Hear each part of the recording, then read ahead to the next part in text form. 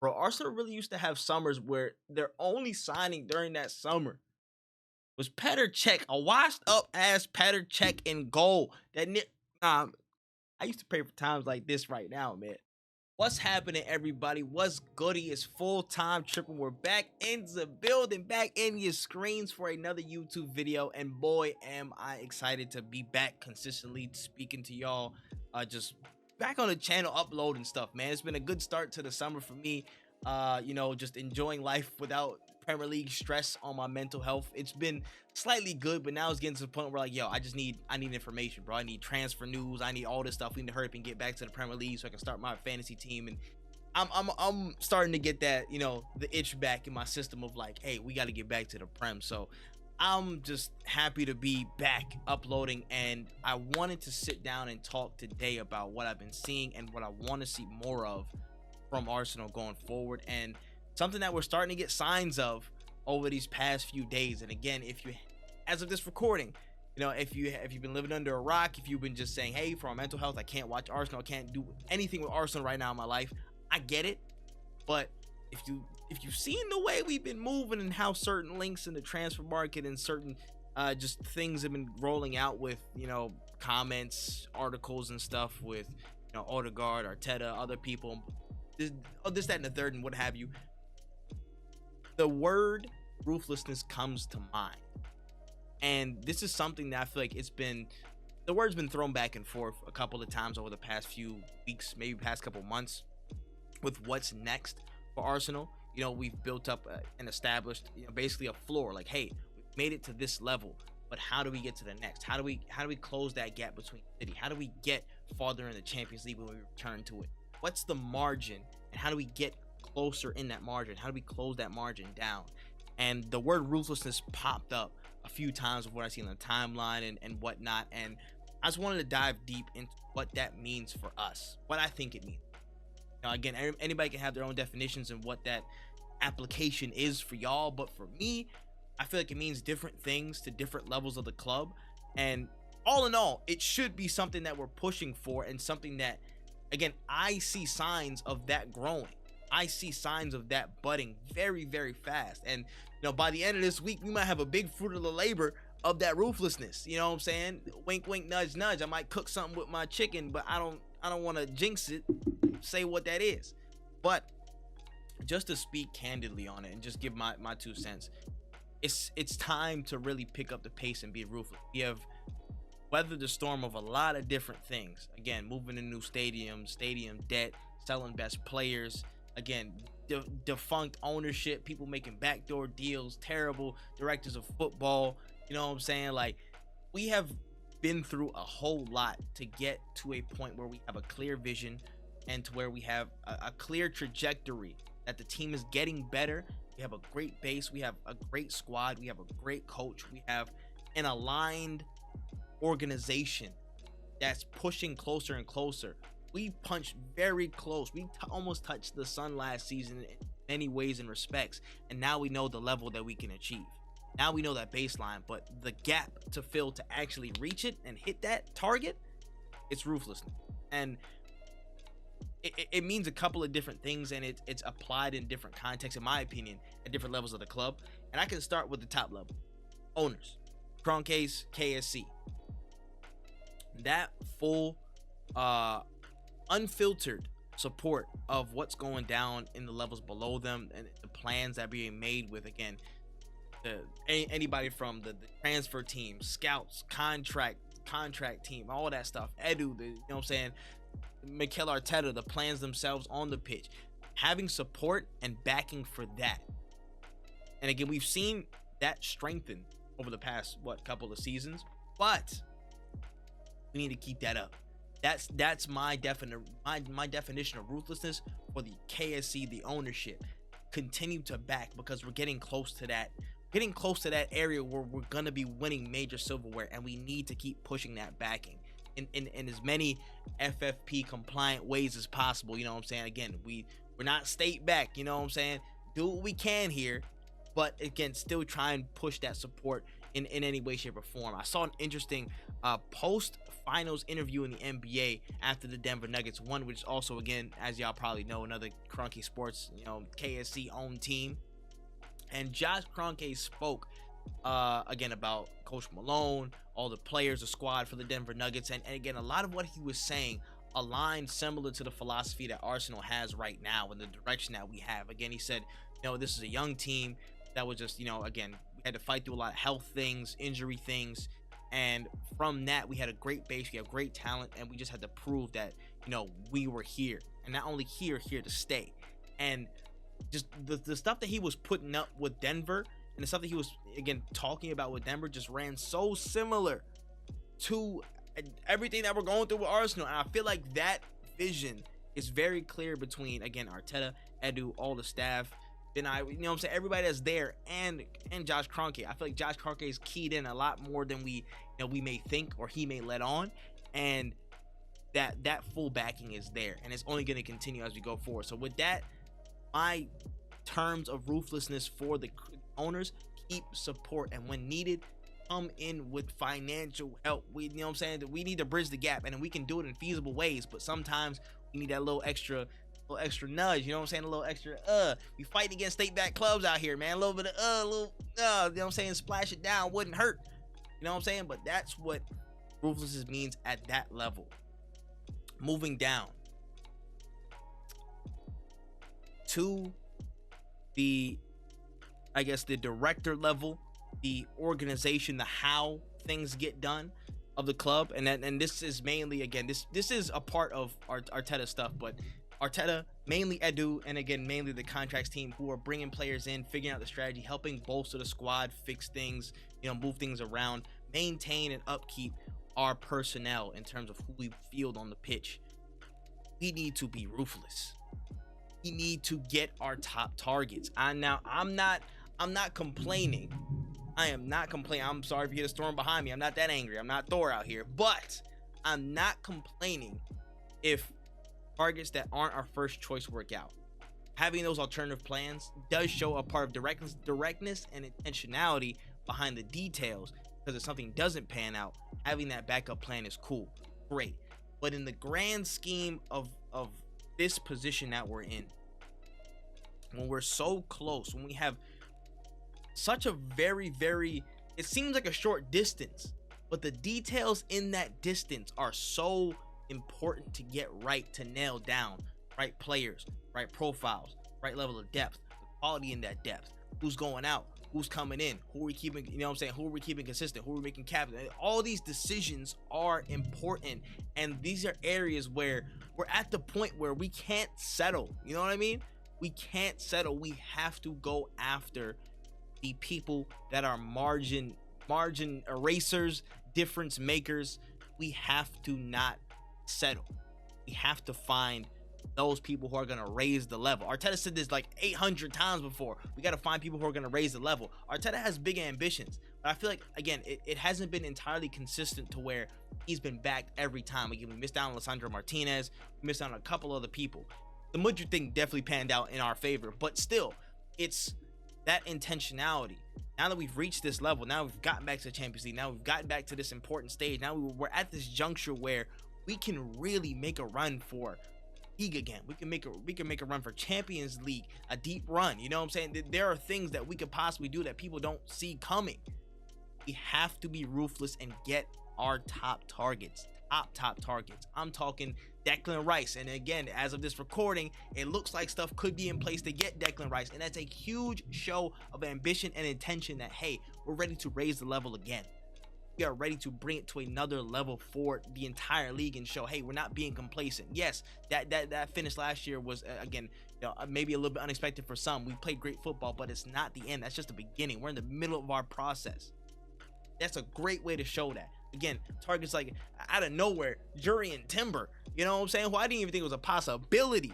I was thinking like Fresneda. I was thinking like, you know what I'm saying, like a couple of other smaller term, like in the lesser known people that were heavily linked. Jurrien Timber's a fantastic, I think it's a fantastic signing, especially if we're playing him at fullback. That could be a fantastic signing. That would show ruthlessness. That would show, hey, we're ready to build the depth that can make us compete with City. That can make us compete with Liverpool next season, that can make us compete with Newcastle next season. You know what I mean? That's the level. That's the level of ruthlessness and care and attention to detail and intentionality. Yo, we want him. We want to make sure we land him. You know what I'm saying? And not being able to settle and scramble like we've done in the past. And again, it's hard for people to either compare the past or get out of the past, but we got to put things in perspective. Again, moving early in a summer transfer window is something Arsenal canonically don't do.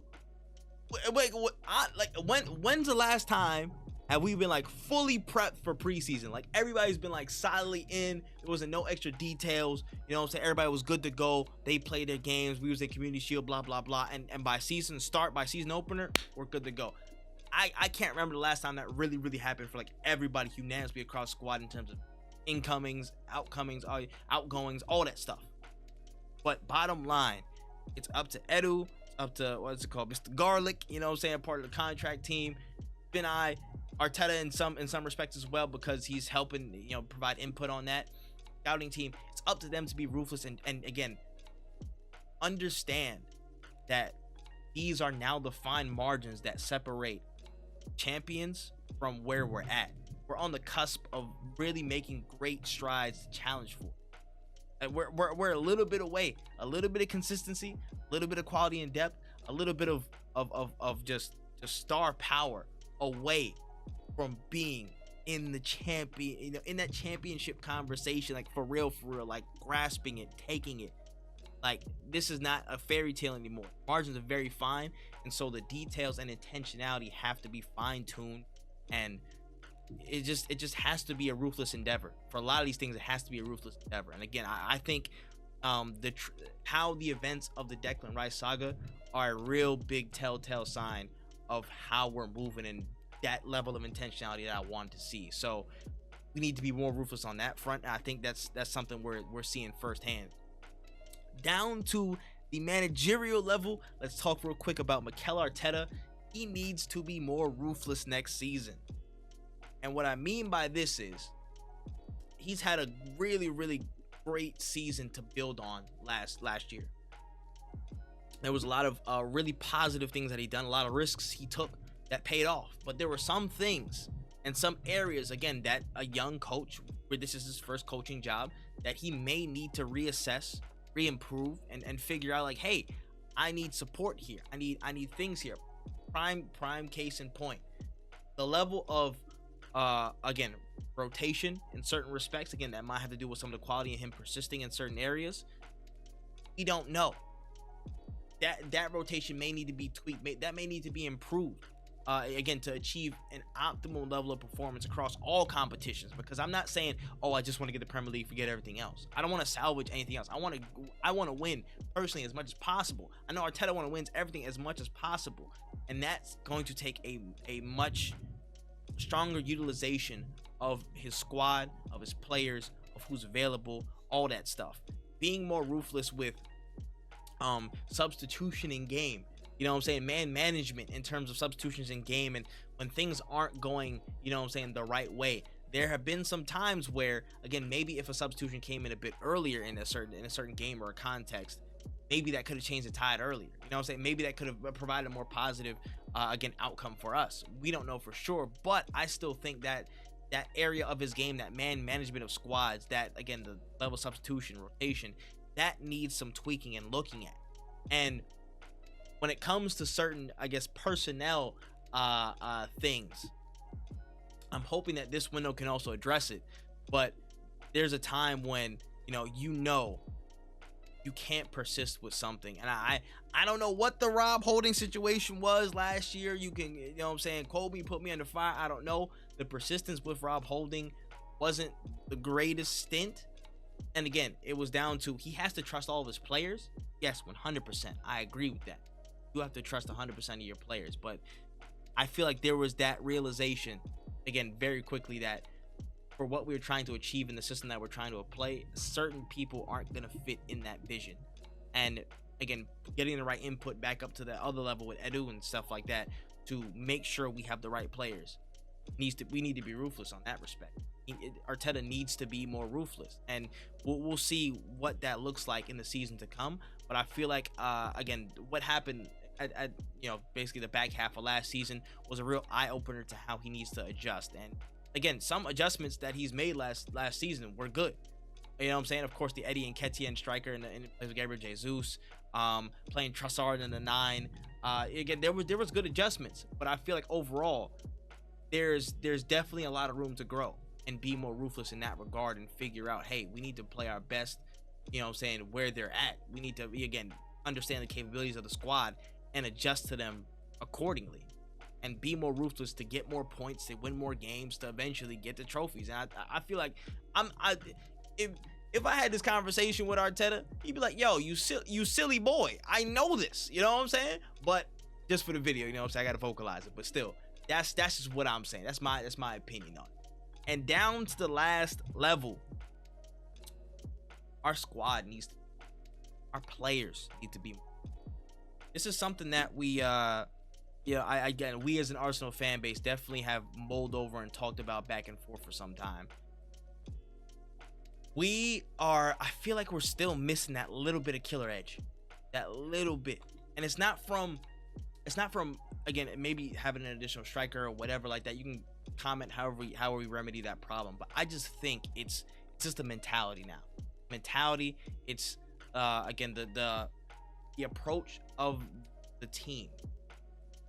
Sometimes there have been a lot of situations, I guess more often than I would like to have in a season, where we were in position to kill games off time and time again, put 4 or 5 goals behind somebody, maybe have a chance to rotate people, chill, see the game out.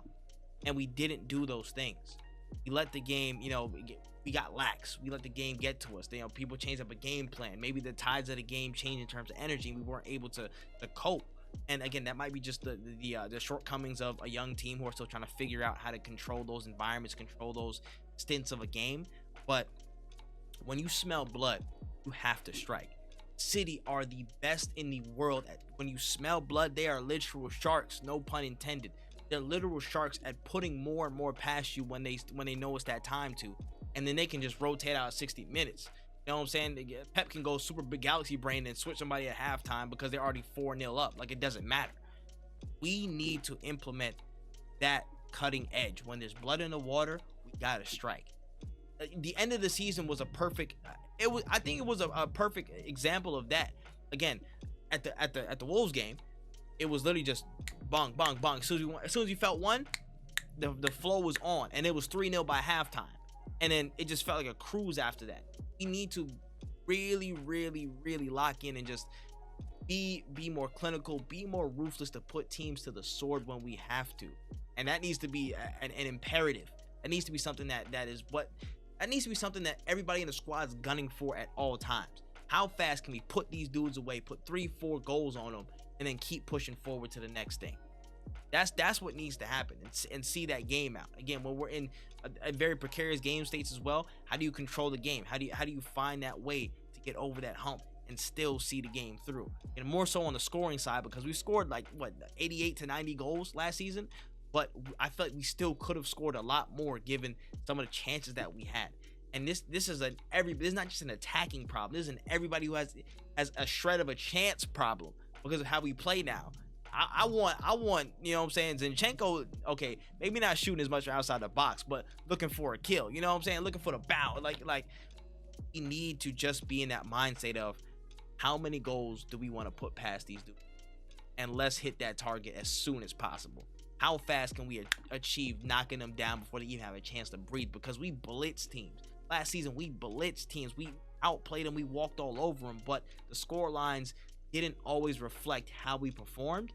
And that can be a dangerous position, especially when you're in, cup competitions, when you're, again, fighting in very, very tight title races where, again, there could be a scenario where something could come down to goal difference, or, again, the margins are very fine, and you want to make sure that your mental space as a team is as confident as possible. And I don't think there's, that and clean sheets, putting hella goals past somebody in clean sheets are probably the best way to be more confident as a team. So from that level, have to be more ruthless. must see that next season, and I'm eager to see how that develops. So again, from the ownership level, from Edu and that director level, Arteta and his coaching capabilities, and from the player level, we all got to be more ruthless. And I think we're starting to turn that corner and seeing that on a lot of different fronts. Time will tell where we stand on that, but I think that's going to be the margin closer. That's the margin closer, and that's the difference between, where we're at and the upper echelon that sees us through and that sees us past competition like City, that sees us into deep runs in the Champions. That's the difference. And I believe slowly getting there.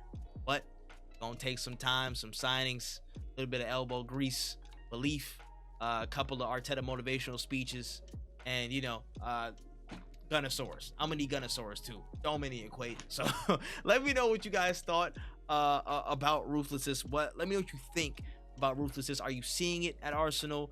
How do you think that's gonna manifest at Arsenal at all those levels, or anything I haven't thought of? Let me know in the comment section below. I want to hear from you. With that being said, there are plenty of transfers to be had, plenty of news to be broken down. I got a lot more content coming to the channel, man. Not just for me, but some really, really dope people I'm planning to bring in and just talk about football, have fun with football, all ahead of the new season. And oh man, we're in for some good stuff next year. In for some good stuff, and I can't wait for all the excitement, the mini heart attacks, the Reece Nelson moments that make me lose my damn voice. But throughout all of it, I'm gonna take a little second here because that's the end of the video. We gotta go, but don't trip. Catch you in the next one. DOYG.